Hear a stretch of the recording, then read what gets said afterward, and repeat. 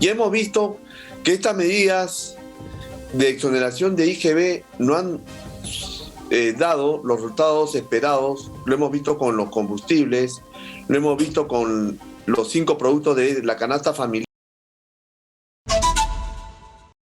De manera temporal se reduzca el IGB del 18 al 8% para restaurantes, hoteles y establecimientos turísticos.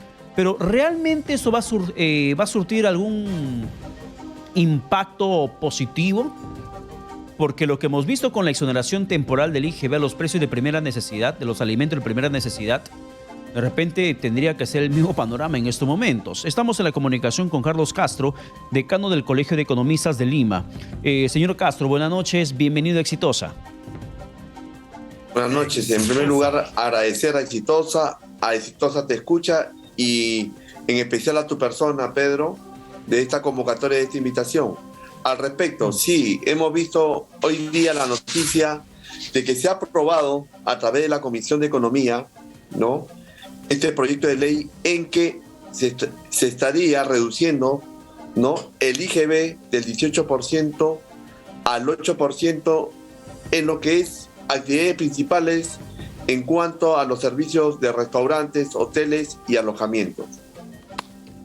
Y hemos visto que estas medidas de exoneración de IGB no han dado los resultados esperados. Lo hemos visto con los combustibles, lo hemos visto con los 5 productos de la canasta familiar, y en realidad creo que esto va a ser más de lo mismo, porque el mecanismo para su aplicación es sumamente complicado. Te comento, para que nos entienda el público que nos está viendo o escuchando.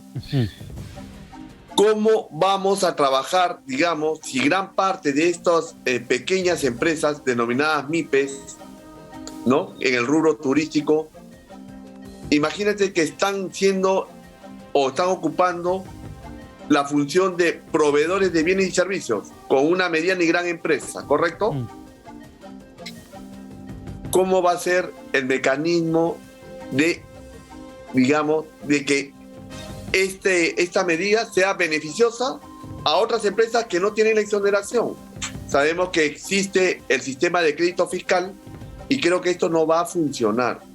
Me parece que si hablamos de tributación, hubiera preferido una suspensión, ¿no?, o una exoneración temporal del IR, que hubiera sido mucho más efectivo, ¿no?, digamos, de poder reactivar estas pequeñas empresas, ¿no? Claro, señor Castro. En segundo lugar, sí, señor Castro, entendemos que aquí hay una diferencia, una discusión de carácter técnico hasta legal. Primero que nada, que el Congreso no tiene iniciativa de gasto. Eso se debate y se menciona una y otra vez. Y el MEF ya mostró su oposición precisamente a lo que el Parlamento acaba de aprobar esta noche. Pero más allá de esa cuestión, ¿realmente va a impactar esto en la necesidad de evitar que restaurantes se cierren por tema de pandemia, que los restaurantes o locales rubros afines se vean perjudicados con el tema de la crisis económica global? No, porque incluso tú has dicho algo sumamente importante, que fue el sector quizás más golpeado, entre otros, la parálisis del sector turismo, ¿no?, en la época de pandemia. Y se debió por las restricciones sumamente fuertes, y no solamente aquí en Perú, sino a nivel mundial. Pero a su vez también no se ha aprovechado como oportunidad lo que pasamos con el tiempo de la pandemia, el COVID. Solamente para el turismo interno, el peruano se ha quedado con una serie de problemas de salud mental y necesita recreación, servicios turísticos. Y lo vemos aquí en la población de Lima, que sobrepasa los 10 millones, que no tiene las posibilidades digamos, sobre todo en economía y lugares cercanos para hacer esa recreación y esa mejora de salud mental, que lamentablemente gran parte del territorio de Lima ya no tiene esas posibilidades de estos servicios turísticos. Entonces, creo que el camino hubiera sido otro, fortalecer el FAE de turismo, el crédito, pero con una mirada de mediano plazo, con 2 componentes que no tienen los FAE. No solamente capital de trabajo, Pedro, sino también para bienes de capital. Creo que por ahí hubiera sido un mecanismo mucho más fuerte. En segundo lugar, creo que se hubiera buscado la forma como una medida de reactivación, la suspensión temporal del pago del IR. No sé si hubiera sido, te digo, 1 año o 2 años, porque el IR, tú sabes que es, ¿no? Se utiliza por criterios, como bien tú lo has dicho, criterios técnicos, si va a ser para 1 solo año o va a ser para 2 años. Creo que si hablamos del tema tributario hubiera sido mucho más efectivo. Ya, pero si hablamos de una reducción temporal, hay una pérdida en el Tesoro Público, vamos a dejar de recaudar, hay un resentimiento fiscal que se pueda sentir dentro de la recaudación mensual. Cuando tú hablas de exoneraciones, estás sacrificando recaudación, Pedro. Ha pasado con la gasolina, está pasando con todo tipo de exoneración, ya sea IGB, impuesto selectivo al consumo, estamos sacrificando recaudación futura, ¿correcto?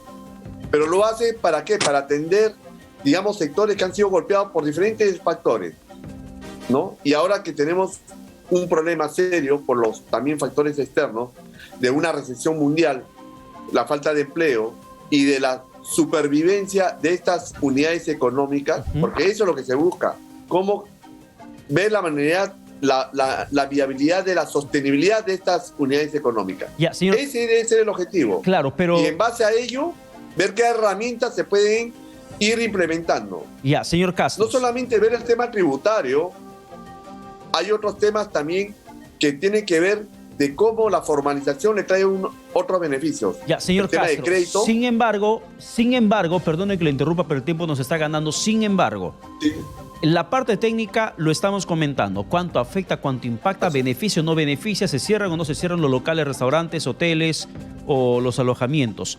Sin embargo, ¿esto cómo beneficia, por ejemplo, al comensal, al consumidor? Si a mí me dicen los restaurantes, los hoteles van a ver una reducción temporal en el IGB que te tienen que cobrar y que tienen además que tributar del 18 al 8%, quiere decir que la comida en el restaurante me va a costar menos, el precio de alojamiento va a disminuir, cuando vaya a un paquete turístico me van a cobrar menos. ¿Eso significa esta norma aprobada el día de hoy por el Parlamento?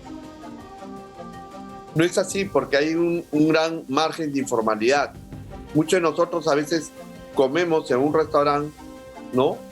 Y no necesariamente te emiten boletas de pago, menos boletas electrónicas, entonces no encuentras ese beneficio, ¿no? Entonces, cuidado, si tenemos gran margen de informalidad no va a funcionar estas exoneraciones. Lo hemos visto en la canasta familiar con estos 5 productos por la cadena de distribución hasta el consumidor final y no ha funcionado. Incluso también en el tema de combustibles, me pregunto, todos los que van a un grifo piden factura, piden boleta, ¿no? Llenan su tanque o no, o consumen cualquier tipo de combustible y se van. Entonces, no han investigado cómo está funcionando, digamos, este porcentaje alto de micro y pequeña empresa en los servicios turísticos y en qué situación se encuentran. Muchos de ellos han pasado después de esta, digamos, este tiempo de COVID, han pasado a la informalidad y muchas de ellas también han cerrado. Entonces, creo que debemos de ver herramientas mucho más eficientes. Creo que una de ellas debe ser el crédito. Y la otra es cómo los gobiernos locales y los gobiernos regionales que tienen que ver con una serie de licencias, autorizaciones, facilitar nuevamente el regreso de estas unidades económicas que actualmente se encuentran en la informalidad.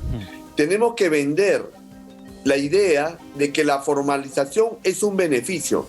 Si no tenemos una estrategia clara de formalizar en el futuro la mayor cantidad de unidades económicas, tampoco vamos a poder generar empleo de mejor calidad. Y si no generamos empleo de mejor calidad, va a estar muy lejos de que tengan beneficios, entre ellos un régimen previsional para las futuras generaciones de peruanos, hombres y mujeres. Bien, señor Castro, muchas gracias por la comunicación alcanzada y exitosa.